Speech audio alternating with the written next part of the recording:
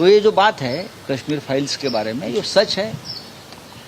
अगर कोई ने कहा होगा, मैं तो अभी इतना ही देखता हूँ कि जिस तरह से प्रोपेगेंडा हुआ था एक पार्टी का और एक पार्टी के खिलाफ, उसके लिए फिल्म बनाई थी, और एक पूरी पार्टी, पूरी सरकार, जहाँ जहाँ बीजेपी की सरकार है, वो उस प्रचार में लगा थी। लेकिन ये सिनेमा आने के बाद कश्मीर में सबसे ज़्यादा किलिंग्स हुई है पंडितों की। आपने देखा होगा, पंडितों को मारा गया, सुरक्षा कर्मियों को मारा गया। तब ये कश्मीर फाइल वाले कहाँ थे? ये आक्रोश तो कश्मीरी पंडितों के अनाथ बच्चे भी कर रहे थे। अब कहाँ गए कश्मीरी फाइल वाले? अब हमारी वेदना दिखाइए। तब ना कोई सामने आया, ना कश्मीर फाइल 2 का कोई नियोजन किया। अब बनाइए कश्मीर फाइल 2 पे। मुझे मालूम नहीं, मैं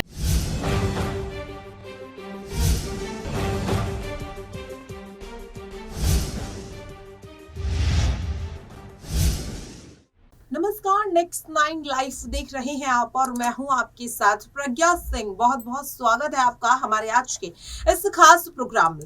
आज के इस प्रोग्राम में हम बात करेंगे शिवसेना सांसद संजय राउत की। संजय राउत की अगर बात करें तो इस वक्त वो पात्रा चाल घोटाले में उन्हें भले ही राहत मिल चुकी है, लेकिन संजय राउत अब एक और नए केस में फंसते हुए नजर आ रहे हैं, जिसके बाद एक बार फिर से संजय राउत को लेकर जो सरगर्मी है महाराष्ट्र की, वो बढ़ती हुई दिखाई दे रही है। लगातार मुश्किलों का सामना करने वाले संजय राउत को लेकर ऐसा माना जा रहा था कि शायद अब संजय राउत के जो तीखे तेवर हैं वो अब शायद कंट्रोल में आ जाएंगे, लेकिन ऐसा होता हुआ नहीं दिखाई दे रहा है।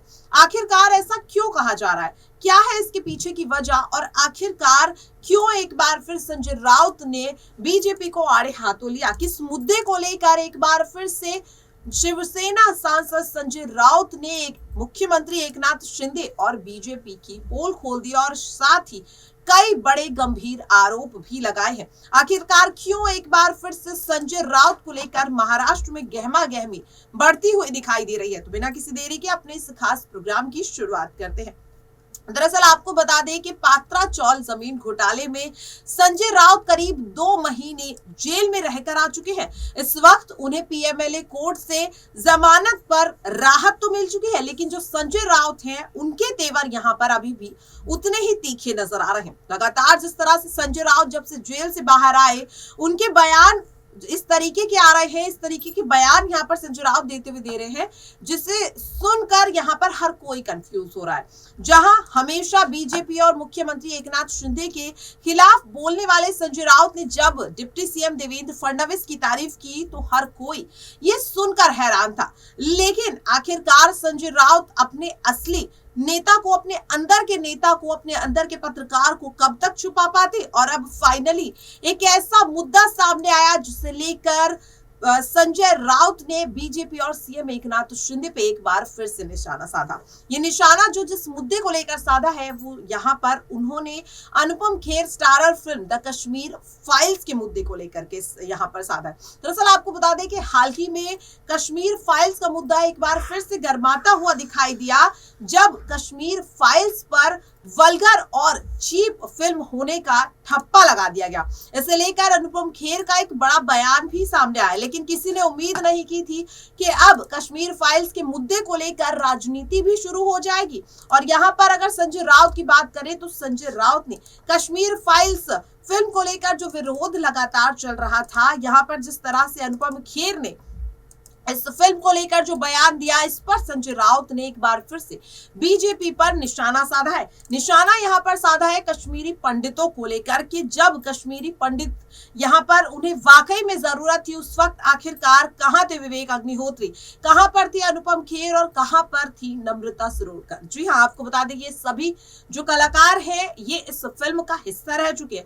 और जब इस फिल्म के प्रमोशन के वक्त देखा गया कि हर कोई कश्मीर फाइल्स की तारीफ कर रहा था, हालांकि इस फिल्म को लेकर राजनीति भी हुई और इस फिल्म को लेकर कंट्रोवर्सी भी काफी ज्यादा हुई, लेकिन फिल्म की काफी ज्यादा तारीफ हुई। लेकिन यहाँ पर अगर मैं बात करूं संजय राउत की, तो संजय राउत कश्मीर फाइल्स का सेकंड पार्ट बनने को लेकर काफी कुछ बोलते हुए नजर आए। इसी के साथ उन्होंने यहाँ पर फिल्म के मेकर्स और साथ ही बीजेपी को लेकर कुछ ऐसा कह दिया जिसके बाद एक बार फिर से महाराष्ट्र की सियासत गर्माती हुई नजर आई।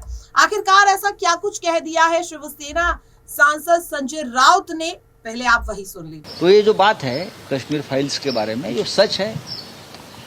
अगर कोई व्यू ने कहा होगा, मैं तो अभी इतना ही देखता हूँ कि जिस तरह से प्रोपेगेंडा हुआ था एक पार्टी का और एक पार्टी के खिलाफ, उसके लिए फिल्म बनाई थी। और एक पूरी पार्टी, पूरी सरकार, जहाँ जहाँ बीजेपी की सरकार है, वो उस प्रचार में लगा था। लेकिन ये सिनेमा आने के बाद कश्मीर में सबसे ज़्यादा किलिंग्स हुई है पंडितों की। आपने देखा होगा, पंडितों को मारा गया, सुरक्षा कर्मियों को मारा गया। तब ये कश्मीर फाइल वाले कहाँ थे? ये आक्रोश तो कश्मीरी पंडितों के अनाथ बच्चे भी कर रहे थे। अब कहाँ गए कश्मीरी फाइल वाले? अब हमारी वेदना दिखाइए। तब ना कोई सामने आया, ना कश्मीर फाइल 2 का कोई नियोजन किया। अब बनाइए कश्मीर फाइल 2 पे। मुझे मालूम नहीं, मैंने फिल्म देखी नहीं। आंध्र प्रदेश सरकारने 14 जे गावावर आता आपला हे केला आहे, दावा केला आहे की जिवती तालुक्यातले 14 गावं जे आहेत ते आमचे तुमचा आहेत, प्रश्न काय असं आहे? आहे। कर्नाटक कोर्ट ने आपको सम्मन किया है, 1 तारीख को आप जाने वाले हैं, क्या एक बार फिर संजय राउत की आवाज को दबाएगा? 2018 का मामला अब निकाला, आप क्रोनोलॉजी समझ लीजिए।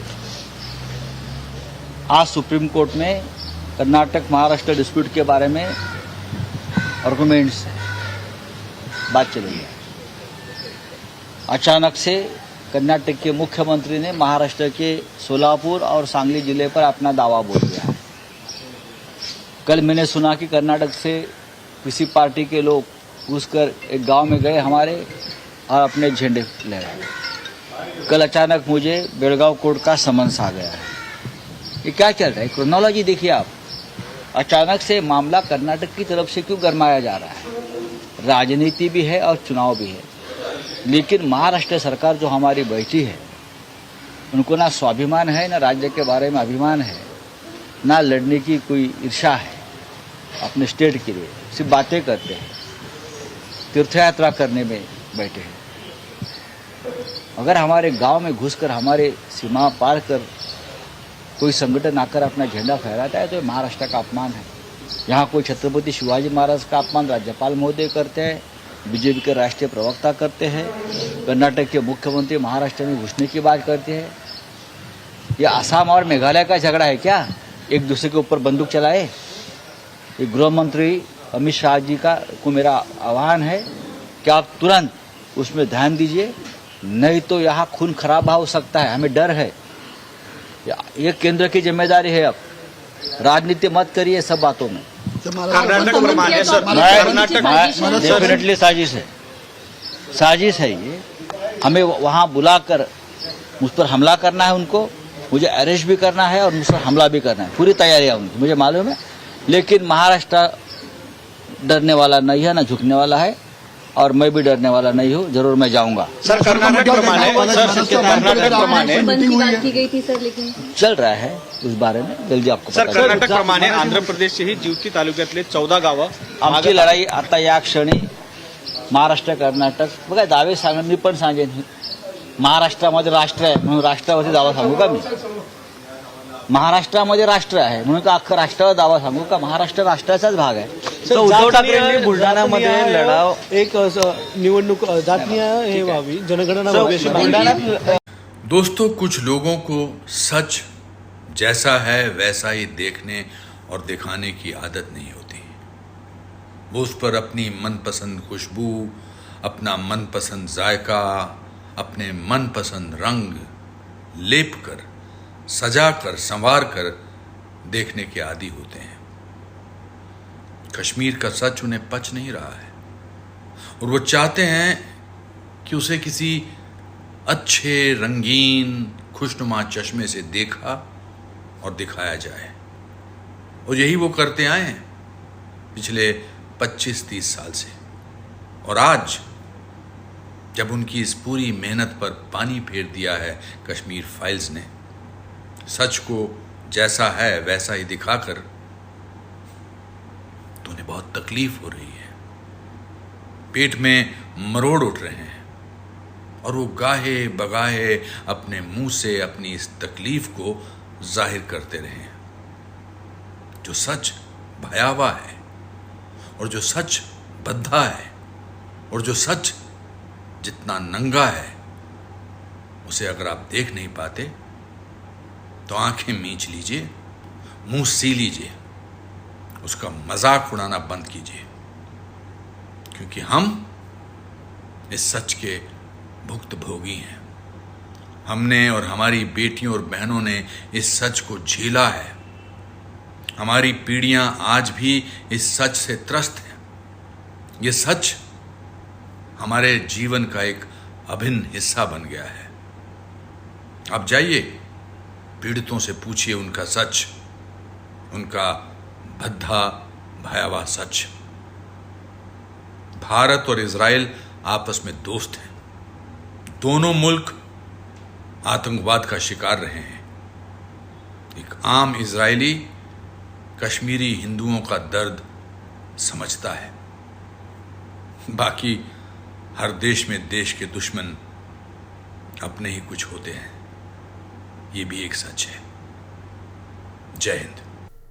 तो देखा आपने कि किस तरह से साफ तौर पर संजय राउत का कहना है कि जिस वक्त वाकई में कश्मीरी पंडितों को जरूरत थी, उस वक्त आखिरकार भारतीय जनता पार्टी कहां थी, क्यों उस वक्त भारतीय जनता पार्टी खामोश नजर आ रही थी, और अब आखिरकार क्यों कश्मीरी पंडितों के मुद्दे को अपने राजनीतिक फायदे के लिए बीजेपी इस्तेमाल कर रही है। आपको बता दें कि इससे पहले भी कश्मीर फाइल्स फिल्म को लेकर के इस तरीके की बात हुई है और बीजेपी को टारगेट भी किया गया। लेकिन एक बार फिर से जब संजय राउत ने इस मुद्दे को लेकर बीजेपी पर निशाना साधा है, तो अब यहां पर लगातार और भी कई बड़े बड़े जो राजनेता है इस पर अपनी प्रतिक्रिया देते हुए नजर आ रहे हैं। हालांकि इसे लेकर आपकी क्या राय है, कमेंट बॉक्स में जरूर रखिएगा। आज के लिए इस खास प्रोग्राम